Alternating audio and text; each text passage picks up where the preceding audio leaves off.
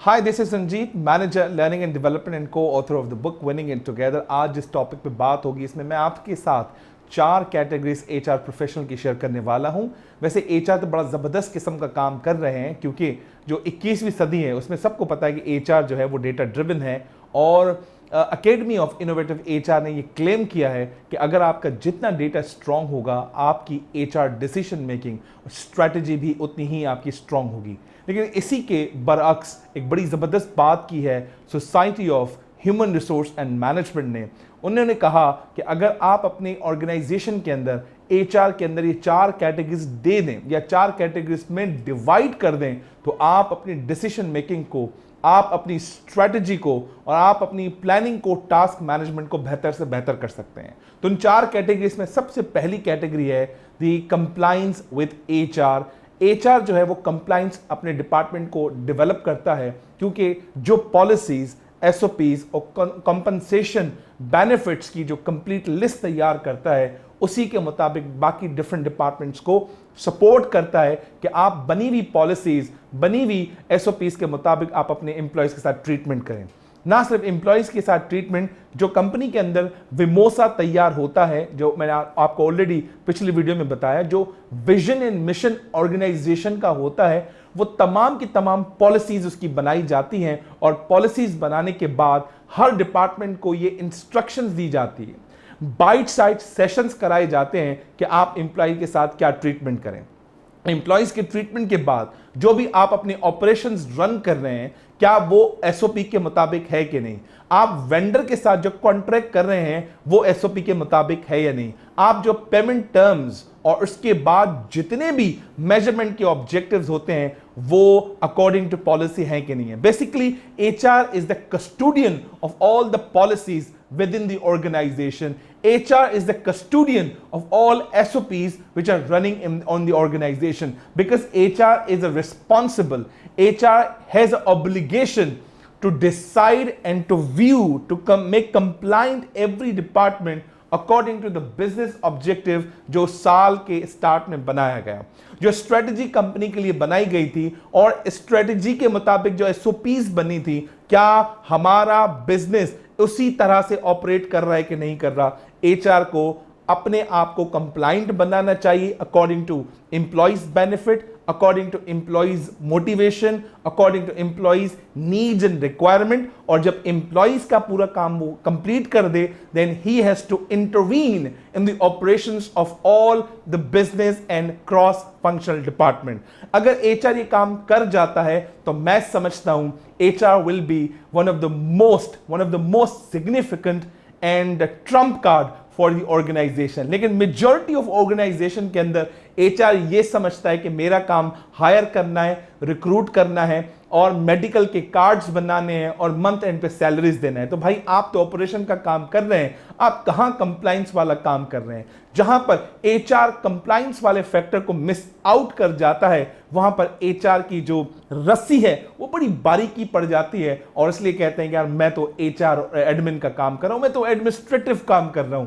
भाई एडमिनिस्ट्रेटिव काम is a 19th century job. You are living in 21st. You need to be strategic and you need to be a data driven. Now I'm going to talk about another amazing category of HR professional that is called solution focused. HR को solution focused होना पड़ेगा।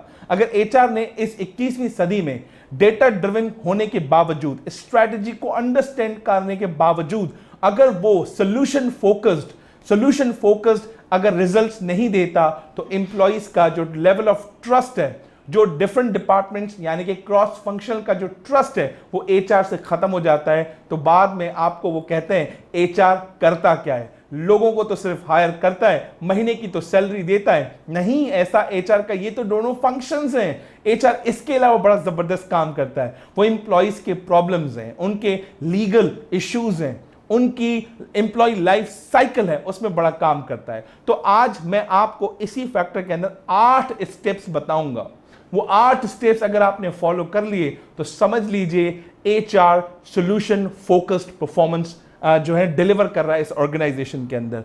Number 1, जब भी company के अंदर कोई problems आते हैं तो HR is a middle man. HR is a middle man जो प्रॉब्लम टॉक को इनिशिएट करता है।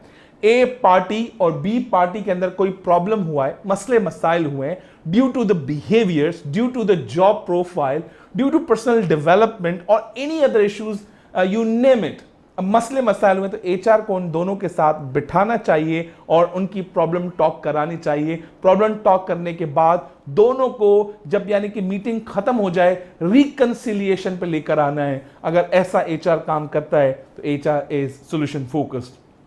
पॉइंट नंबर 2 जो सोल्यूशन फोकस के अंदर आती है, that is called separating the person from the problem.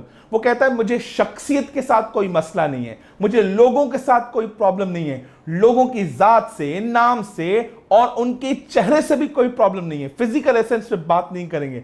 I will be talking about the issues, the problems and the performance जो वो डिलीवर कर रहा है, हमें उस पर बात करनी चाहिए। सो एचआर का बड़ा कमाल होता है, they separate out the personality in the performance when they are discussing the problems. So point number 3 solution focus में बात होगी मिरेकल क्वेश्चंस। वो मिरेकल क्वेश्चंस वो क्वेश्चंस होते हैं जिसमें एचआर जवाब नहीं देता, एचआर जवाब उगलवाता है। These are called coaching question. So HR need to know the ग्रो मॉडल। और अगर आप मेरी वीडियो सुन रहे हैं तो ग्रो मॉडल पे मैंने 8 वीडियोस बनाई हैं, यूट्यूब पे जाके आप उनको चेकआउट कर सकते हैं, how miracle questions are asked. तो पॉइंट नंबर 4 द एक्सेप्शंस।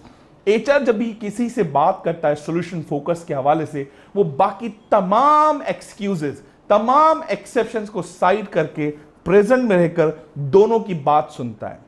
दोनों की बात सुनने के बाद वो नहीं कहता कौन सही है कौन गलत है, वो उसी काम को सही और गलत बोलते हैं, इंसान को सही और गलत नहीं बोलते। और उन एक्सेप्शंस को कौन डिलीवर करता है? अ कॉम्पिटेंट एचआर उसको डिलीवर करता है। अगर मसले मसाइल हुए हैं, उसका पूरा फोकस होता है कि जब हम इस टेबल से उठें, जो पास्ट में मसले मसाइल हुए थे उनको रिड्यूस करके उनको खत्म करें और दोनों को अग्रीमेंट लेवल पे लेकर आएं।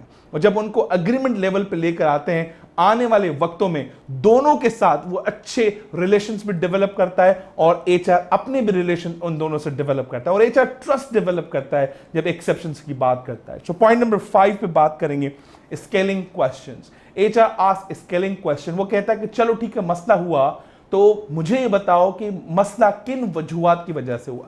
तो वो पहले प्रेजेंट में क्वेश्चंस करके पास्ट में जो मसला हुआ उसकी बात करते हैं और प्रेजेंट और पास्ट को रखते हुए फ्यूचर में कौन से ऐसे मसले हैं जो नहीं होने चाहिए।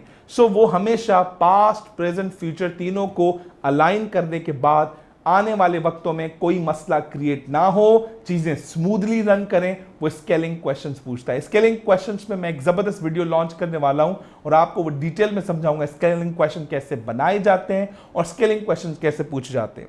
सो now I am going to talk about point number 6, goals and feedback. जब भी एचआर आपके साथ बैठता है तो उसके पास एक पूरा एजेंडा होता है, उसके पास कंप्लीटली स्ट्रक्चर्ड क्वेश्चंस होते हैं, गोल सेट करके आता है। आपके फीडबैक को देखकर अपना एक विजन और जजमेंटल अप्रोच लेकर और बाकी तमाम लोगों की बातें सुनकर सर्वे करवाने के बाद एक आपको पॉइंट जनरेट कर देता है। एचआर कभी भी अपनी ओपिनियन को दूसरे लोगों पे नहीं थोपता। HR is always talk about peoples language. HR is always talk about the peoples opinions and view point as well.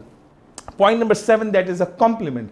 HR आपको हमेशा कॉम्प्लीमेंट देगा ताकि वो सोल्यूशन फोकस्ड रहे। वो किसी गलत बंदे को गलत नहीं बोलेगा, सही बंदे को मुंह पे सही नहीं बोलेगा। वो प्रोसेस ऐसे बनाएगा ताकि मसले मसाइल ना हो। So HR always give you compliment on the basis of the process. And the last point that is called task setting. उसके बाद जब प्रॉब्लम्स और इश्यूज खत्म करने की बात आती है, वो इस तरह के टास्क डिजाइन करता है। ए और बी पार्टी के अंदर अगर परफॉर्मेंस का जॉब प्रोफाइल का मसला है, वो उसी वक्त परफॉर्मेंस इंप्रूवमेंट प्लान के अंदर टास्क दोनों को डिफरेंशिएट कर देता है और ऐसे टास्क बनाता है जिसमें सिमिलरिटी होना। अगर सिमिलरिटी नहीं होगी तो झगड़ा भी नहीं होगा, लड़ाई भी नहीं होगी। तो एचआर बड़ा फोकस होके टास्क ऐसे तैयार करके देगा ताकि फ्यूचर में कभी आपस में टाकरा हो ही ना। टाकरा हो तो अच्छे वर्ड्स पे हो और अच्छे चीजों पे हो। तो उम्मीद करता हूं कि आपको एचआर की 4 कैटेगरीज में से 2 कैटेगरीज तो बड़ी क्लियर हुई होंगी। The category number 1 the compliance category, the category number 2 solution focus category. उनके अंदर जो 8 पॉइंट्स मैंने आपसे शेयर किए। उम्मीद करता हूं आपको ये एचआर के कंटेंट्स बड़े पसंद आते होंगे और आप अपने व्यूज रिव्यूज मुझे यूट्यूब कमेंट बॉक्स में दें। how you like it, and what do you want to learn from me in the perspective of HR in future. Thank you very much.